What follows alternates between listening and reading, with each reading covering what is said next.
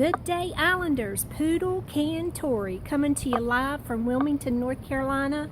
We made it back to Wilmington safe and sound from California, only to find out that we're having a hurricane. Hurricane Matthew, as a matter of fact. Today is Friday. It's about 5:15 and it's been a dreary day all day long.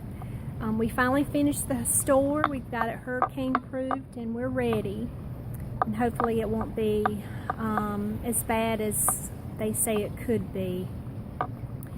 Anyways, let's see. The temperature today, or right now, is about 79 degrees, but it feels like it's 87 degrees. It's really humid and muggy.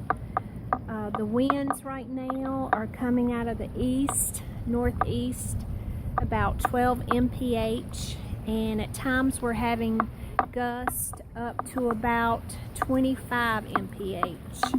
So not too bad right now. Just starting to feel a little bit of rain, and hopefully it's going to cool it down a little bit.